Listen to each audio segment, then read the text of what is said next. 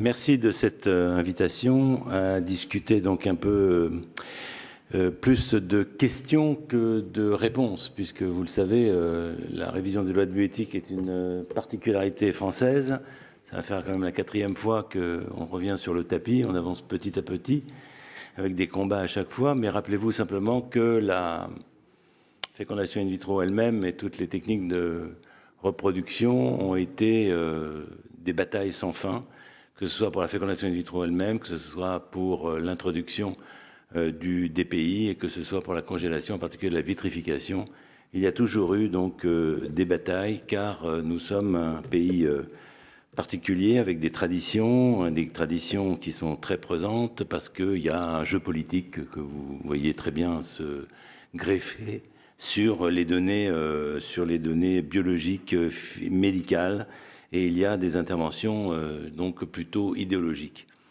D'ailleurs, je rebondis tout de suite sur les dernières thématiques sur l'âge du père. En un mot, l'âge du père, ok, plus ça avance, plus il y a des risques. C'est ce que vous nous avez démontré. L'âge de la femme, plus ça avance spontanément, je pense, plus il y a des risques. Est-ce qu'on va faire une limite, je veux dire, à la survenue d'une grossesse chez une femme parce qu'il y a des risques d'anomalies chromosomiques ou autres? Ma réponse est non. Ma réponse est ce que nous devons faire, c'est une information. Ça, c'est autre chose. Donner une information sur les risques encourus à un moment donné, oui. Fixer une date, comme on l'entend actuellement, entre 60, 59, 62, mais c'est de la connerie monumentale, quoi, quand même. De oser penser même que c'est nécessaire de me donner une date comme ça. Dans la mesure où on n'a pas démontré, on peut démontrer qu'un risque qui peut être pris ou pas pris. Mais je veux dire, on ne peut pas fixer comme on ne le fixe pas pour les femmes. Donc, je vous en prie, les uns les autres, soyons vigilants à ne pas être victimes des ayatollahs de l'éthique, pour parler clair. Par contre, nous sommes confrontés à deux types de problèmes qui sont des problèmes scientifiques, qui ont été pour les uns abordés, et des problèmes sociétaux. Les problèmes scientifiques, on l'a bien vu et on le voit bien, la nécessité qu'on a de mieux connaître l'embryon que l'on va utiliser. C'est le premier point, c'est la possibilité d'analyser l'embryon, d'analyser pour l'instant surtout sur le plan chromosomique, mais demain peut-être sur le plan métabolique, avant de le réimplanter. Est-ce que cela va changer les choses? Très sincèrement, non. Une femme qui va produire des embryons qui ne sont pas destinés à pouvoir se développer, on ne va pas les transformer, on ne va pas faire de A passer à B. Ce n'est pas possible. Par contre, et c'est pour ça que j'insistais dans l'histoire de la stimulation, tu m'as bien compris, sur le management, d'avoir 12 embryons et de savoir qu'il y en a un, d'abord ça nous renvoie peut-être au mode de stimulation qui produit mieux, mais surtout ça permet de ne pas perdre de temps, puisqu'on parlait du temps, de faire des congélations inutiles qui ensuite posent un tas de problèmes psychologiques, éthiques et pratiques aussi, plutôt que de choisir, effectivement, le choix est important pour savoir celui qui a la capacité de s'implanter, en tout cas le maximum. Le ploïdie est important, mais effectivement, comme ça a été dit, ce n'est pas forcément le nec plus ultra. Il y a donc d'autres recherches à faire pour que l'on puisse mieux caractériser l'embryon. Si on arrivait, et dans les années qui viennent, à mieux caractériser le potentiel, je ne parle pas d'autre chose, je ne parle pas des yeux clairs ou des couleurs de cheveux, je parle du potentiel de développement d'un embryon, alors on aurait la possibilité en amont de travailler mieux sur les modes de stimulation et d'état de la réserve ovarienne et des spermatozoïdes, et en aval sur une gestion de l'attente et du désir de grossesse beaucoup plus efficace. Est-ce à dire qu'il faudrait le faire chez tout le monde? Je ne le pense pas. Je pense que, je veux dire, par contre, se poser la question à partir du deuxième échec, donc pour la troisième tentative, me semblerait par exemple, ou des antécédents particuliers. En un mot, je ne pense pas qu'on puisse imposer ce type d'examen comme le font certains pays, mais il y a aussi des problèmes commerciaux évidents sous-jacents. Par contre, de le faire à bon escient au cas par cas, en tous les cas d'avoir la possibilité de le faire et d'évaluer, me semble une nécessité. Le deuxième point, on va dire médical, ou alors c'est médical ou sociétal, vous le savez, c'est l'autoconservation des femmes jeunes que l'on autorise pour celles qui doivent donner par ailleurs ou décident de donner, ce qui, à mes yeux, est un contresens parce que sur le plan éthique, soit on donne, soit on garde pour soi. Vaut mieux garder les meilleures chances pour soi ou les meilleures chances pour donner, mais être dans cette double façon pour autoriser l'un ou l'autre ne me semble pas correct. Et là aussi, c'est une idéologie qui est sous-jacente. Je pense que lorsqu'on pose la question, je dirais très sincèrement et calmement, en disant quels sont les arguments que l'on peut trouver pour s'opposer au principe de l'autoconservation, de toutes les discussions auxquelles j'ai participé, je n'en ai pas vu.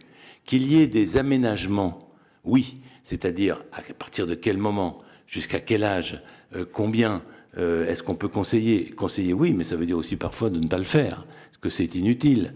Mais aussi, je dirais, là aussi, étudier au cas par cas. En un mot, ne pas s'interdire là aussi des possibilités qui, je dirais, dans ce pays qui vieillit comme les autres, c'est-à-dire que les femmes voient venir leur désir d'enfant plus tardivement qu'auparavant, il y a peut-être la nécessité, pour certaines en tous les cas, en leur disant que ce n'est pas du 100%, que ça ne marche pas à tous les coups, en vraiment faisant un véritable accompagnement et information, mais pourquoi s'y opposer? Ensuite, la question c'est, est-ce que c'est médical et donc remboursé, ou est-ce que c'est pas médical et pas remboursé? Ça, c'est une autre question, mais c'est une question d'aménagement. C'est pas une question de principe. Alors, personnellement, mais tout le monde peut intervenir, bien entendu, je ne serais pas opposé à ce qu'il y ait une participation financière, parce que c'est un peu, pour moi, comme de la chirurgie esthétique. On ne s'oppose pas à la chirurgie esthétique, on n'interdit pas la chirurgie esthétique, mais on ne la prend pas en charge parce qu'on estime que... D'accord? Donc on peut discuter de la différence entre la chirurgie plastique et la chirurgie esthétique, et on pourrait discuter de ce point-là. On peut avoir une autre attitude, mais ça fait partie, en tous les cas, du débat, mais pas de l'interdiction. Donc, toujours du cas par cas, toujours des limites, toujours de l'information, ce qui manque cruellement, je veux dire, sur ces thèmes. Ensuite, sur le thème plus sociétal, mais qui nous concerne tous ceux qui sont impliqués dans la reproduction, c'est le recours aux dons d'ovocytes. Le recours aux dons d'ovocytes, aujourd'hui, est une véritable... C'est terrible. Parce que je vois passer, pas plus tard que ce matin d'ailleurs, des lettres, je dirais, des centres étrangers qui proposent une redistribution financière sur le renvoi des patientes. Or, je sais, et tout le monde sait, que ça se passe. Et c'est pas de la bonne médecine, c'est évident, ce genre de situation, et d'être, bien sûr qu'il faut le refuser, ça je pense que la majorité, si c'est pas la totalité, le refuse, mais rien que le fait que des centres étrangers sollicitent les médecins français pour avoir des filières et pour pouvoir faire des reversements, montre à quel point nous sommes tombés dans un système commercial. Et le don d'ovocytes est véritablement, sur l'échelle mondiale, un problème majeur. Alors, comment faire en France, où on n'arrive pas à répondre à la question, je dirais? D'abord parce qu'il y a tout un tas de mesures qui ne sont pas prises. Par exemple, si l'hôpital américain, l'hôpital Foch ou n'importe quelle clinique ou le laboratoire souhaitait faire une information sur le don d'ovocytes et planter un stand devant le labo en disant mercredi, tous les mercredis du mois, on vous fait une information là-dessus avec un panneau et puis des gens qui soient formés pour cela, on aurait déjà une diffusion de l'information avec des gens qui sont souvent motivés, qui ont envie de rendre l'appareil de ce qu'ils ont reçu, et on aurait incontestablement une demande de participation beaucoup plus généreuse. Pourquoi? Mais aujourd'hui, c'est interdit. On ne peut pas le faire. Qu'est-ce qu'on peut faire? C'est une campagne nationale que vous voyez passer, qui coûte les yeux de la tête, que vous passez à la télévision tous les débuts décembre, qui aboutissent à une augmentation des coûts de téléphone le lendemain, et puis ensuite une disparition. Pourquoi? Vous pensez qu'une femme va faire un don d'ovocytes comme ça? Même si elle y pense, et parce que les femmes françaises sont aussi généreuses que les autres, même peut-être plus, mais parce que, je veux dire, c'est pas simple de faire cette démarche, vous le savez bien, pour ceux qui connaissent la fécondation in vitro. Donc, il faut les accompagner, il faut être présent, il faut être humain, il faut les guider dans leur démarche. Or, ça, nous ne pouvons pas le faire. C'est anonyme, sauf pour ceux qui connaissent comme ça. Mais c'est très difficile quand même, il faut se mettre à leur place. Donc, on est dans un cadre, si vous voulez, où on n'a pas tout fait pour, je ne parle pas de la rémunération, je parle simplement de l'information et de l'accompagnement. Le jour où on aura tout fait, on fera une étape et on décidera s'il faut faire autrement ou pas.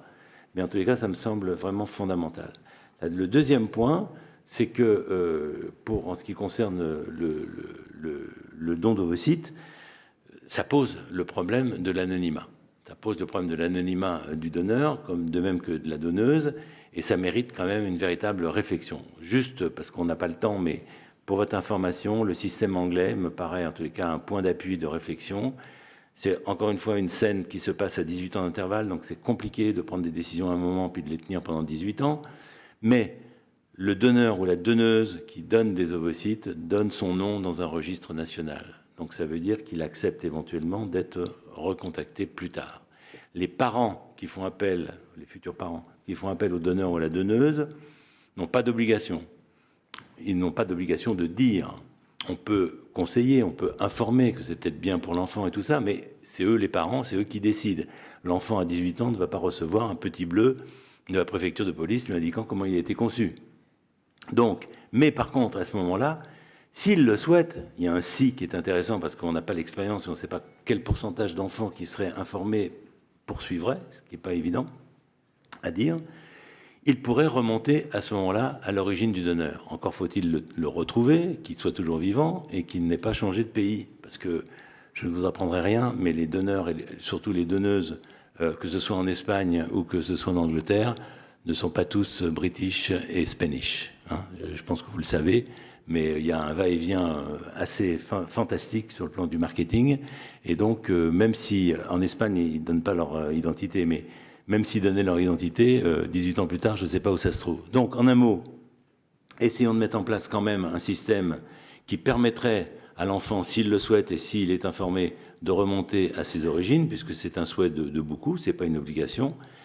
Je rajouterais peut-être que le donneur ou la donneuse, quoi qu'il ait dit 18 ans plus tôt, peut-être pourrait revenir un peu sur, éventuellement, s'il le souhaite, mais c'est peu probable, sur son attitude, parce que sa vie a changé, parce qu'il s'est engagé autrement, et plutôt que de se planquer, il peut dire clairement qu'il n'a pas le souhait de connaître cette progéniture biologique. Donc ça, c'est des points à débattre, bien entendu, c'est pas aussi simple que ça, je vous fais part de mon opinion. Enfin, le quatrième point avec certains d'entre vous, on avait essayé de soulever il y a un an, qui était l'ouverture aux femmes seules. C'est sociétal, mais c'est vrai qu'on voit de plus en plus de femmes autour de la quarantaine et un peu plus qui souhaitent des enfants, qui n'ont pas forcément de compagnons, ce qui pose aussi le problème du double don hein, ou de l'embryon, donc qu'on ne va pas pouvoir éviter aussi longtemps que cela. Et là aussi, peut-être que la question fondamentale, c'est, comme le font d'ailleurs nos amis belges, ils donnent une information, ils font passer un screening psychologique, on voit aussi les problèmes sociaux. Est-ce qu'il y a suffisamment, une stabilité qui permettrait à une femme qui prend bien conscience qu'une femme seule, je dirais, elle va être dans une certaine forme de difficulté. Et puis on parlait tout à l'heure de l'absence de l'image de père, tout ce qui va jouer autour de ça. Donc le temps d'une réflexion, pas simplement un claquement de doigts sur une pression avec le temps qui passe. Donc ça s'organise, ça doit s'organiser. Alors, je ne vois pas pourquoi on s'opposerait à cela, si ce n'est les problèmes de recrutement de donneurs, mais certains disent, en particulier Jean-Philippe Wolff, qu'il n'y aura pas à Paris de crise de recrutement. Bon, c'est sa position de Secos, il est minoritaire, mais c'est comme ça. Donc ça laisse peut-être les portes un peu ouvertes. Et je dirais que le fond du problème, dans chaque attitude que nous avons, alors je ne parle pas de la GPA, mais je parle dans toutes les possibilités qui sont énormes aujourd'hui dans les modes de reproduction, à mon avis, il y a deux questions à se poser. Deux questions simplement. La première, c'est est-ce que c'est délétère pour quelqu'un? Est-ce que telle pratique est délétère pour la femme, en particulier, qui va y participer, pour l'enfant? Je vous rappelle, vous savez, cette histoire de l'enfant qui avait été aux États-Unis, qui avait été sourd et muet parce que le couple cherchait un donneur sourd et muet parce que même était sourd et muet. Donc on est sur une espèce de projection sur l'enfant en fonction des desiderata des adultes. Et ça me semble une mainmise mise sur justement la personnalité de l'enfant qui fait que pour moi ce n'est pas tolérable. Donc qui peut être atteint par telle ou telle technique? Est-ce que c'est délétère pour la GPA? Pour moi, c'est délétère pour la femme qui est utilisée, je dirais, pour cela, pour porter un enfant dont elle doit se séparer, pour l'enfant à naître avec telle ou telle caractéristique. Donc à chaque fois, c'est à cette question. Est-ce que l'autoconservation, c'est délétère? Comme a dit le Comité national d'éthique, oui, il y a des risques, alors on ne va pas le faire, mais c'est les mêmes risques que la fécondation in vitro. Donc il faut qu'on arrête toutes les fécondations in vitro, puisqu'il y a effectivement quelques risques, on en a parlé. Donc, première question, est-ce que c'est délétère pour un des participants à la proposition qui est faite? Deuxième question, est-ce qu'on rentre dans la commercialisation du corps et des éléments du corps humain? Et ça, c'est une question fondamentale. N'oubliez pas que c'est une chaîne qui commence à un moment donné, qui se termine par la transplantation d'organes et qui peut tomber aussi bien dans le commerce que ne pas tomber dans le commerce. Est-ce que c'est simple? Non, c'est pas simple, mais je pense que l'éthique, justement, est une façon de garder la vigilance, peut-être de moduler, je dirais, telle ou telle pratique, et de montrer en tous les cas à chaque fois l'information, les effets délétères, s'il y en a, et s'il n'y en a pas, il vaut mieux le reconnaître et accepter et aller de l'avant. Je vous remercie de votre attention.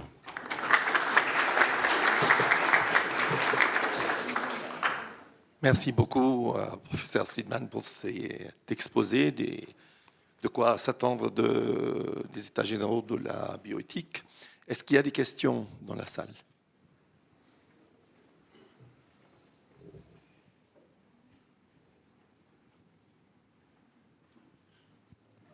Oui, professeur Friedman, j'ai eu la chance de vous voir bavarder un tout petit peu avec vous avant la réunion. Sur la PMA, quand on regarde un petit peu, quand vous avez construit la PMA en France, à l'époque, il n'y avait pas tout ce qui se passe sur la génétique, le ciseau génétique, etc. Est-ce que vous ne craignez pas que finalement on puisse arriver à l'idée qu'un enfant doit être avec des yeux bleus, des cheveux blancs, blonds, etc., etc.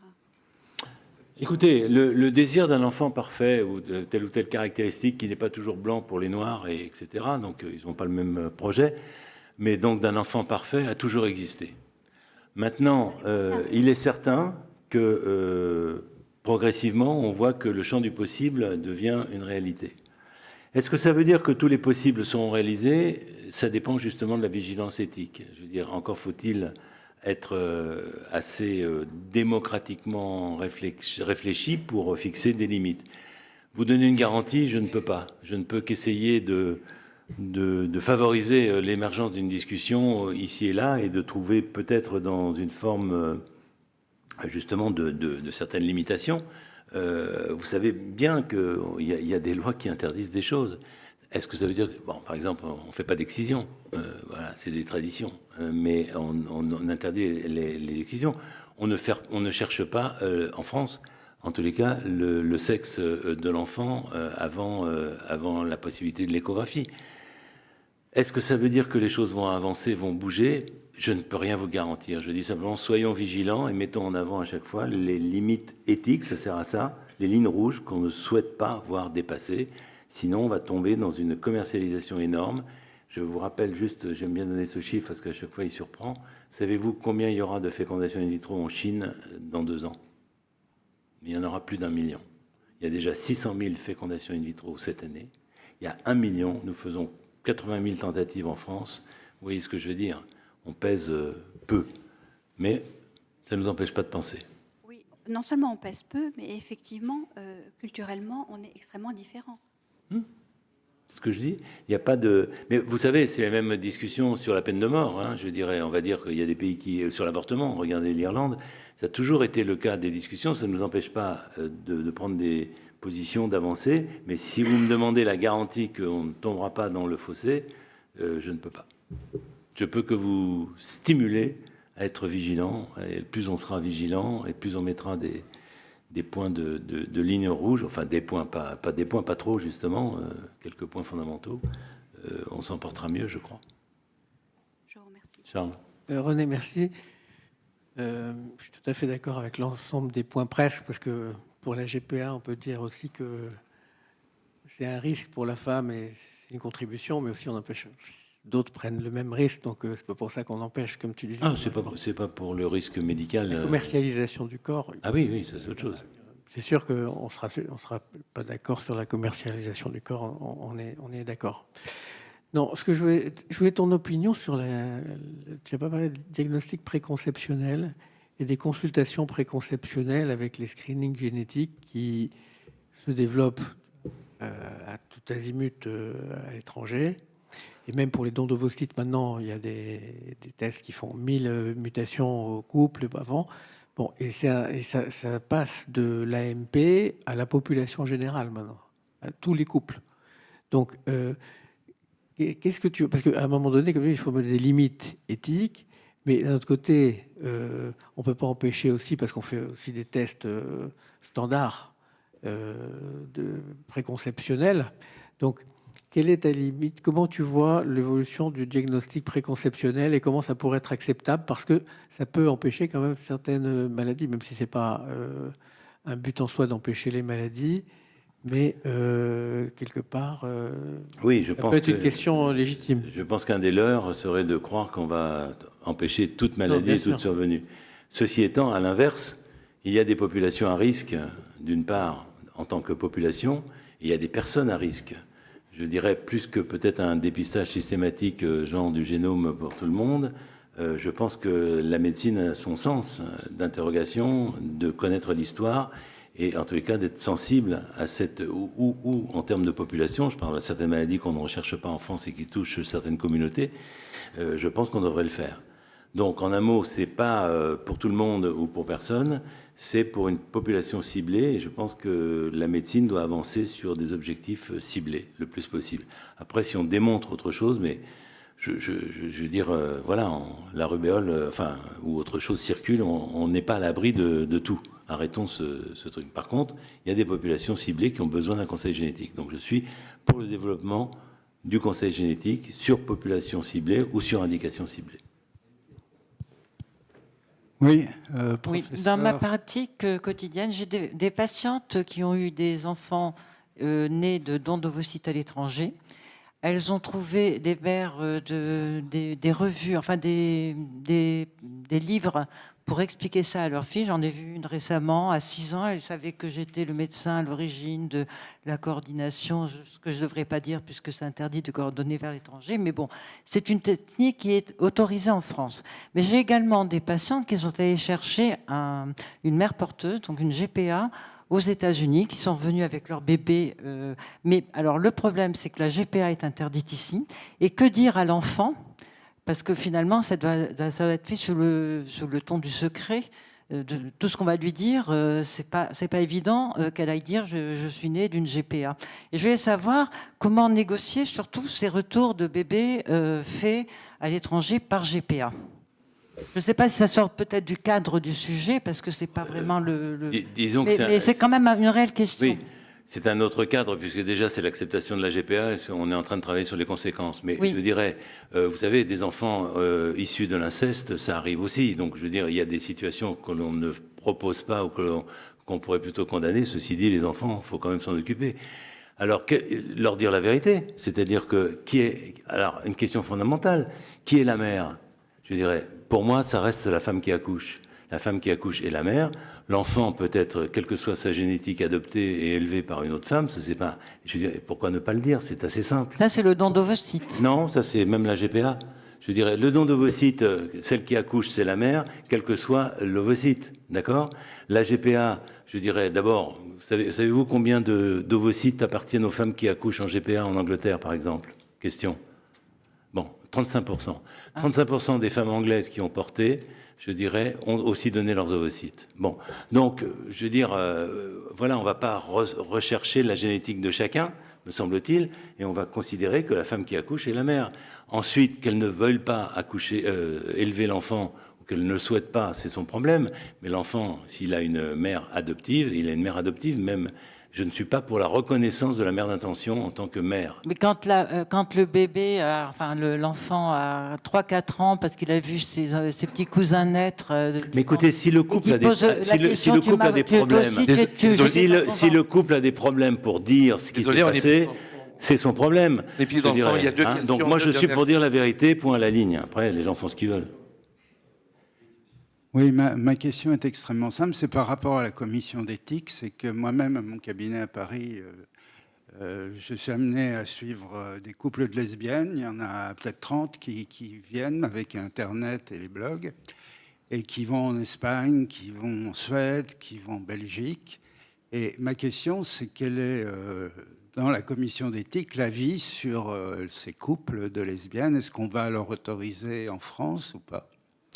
Écoute, j'ai pas la réponse parce que c'est pas moi qui décide. Comme tu le sais, j'ai simplement posé la question. Vous avez été un certain nombre d'entre vous à soutenir cette demande au moment du manifeste l'an dernier. Je pense qu'une femme seule, d'ailleurs, on n'est pas en train de réglementer la vie des femmes. Si elles veulent aller dans un beau pavillon comme ici, rencontrer des beaux jeunes hommes comme toi et je veux dire et passer à la casserole, c'est leur droit. Donc, on n'est pas en train de dire, vous ne pouvez pas faire un enfant tout seul sans vous engager avec l'anneau à la main. Donc, une femme a le droit de se faire un enfant ou de faire un enfant. D'accord ? Point à la ligne. Ensuite, qu'elle ait des relations avec un tel, ou qu'elle ait des relations avec une telle, ou qu'elle n'ait pas de relation, c'est pas à nous d'intervenir. On peut, par contre, et c'est ce que font nos amis belges, ce que je disais tout à l'heure, peut-être donner un cadre de réflexion. C'est pas forcément aussi simple. C'est déjà pas simple d'avoir des enfants à deux. C'est peut-être pas simple d'avoir des enfants seuls, et peut-être encore pire quand c'est des jumeaux. D'accord ? Donc il y a une attitude comme celle-là. Enfin, c'est ce que je prônerais. Merci beaucoup, professeur Friedman.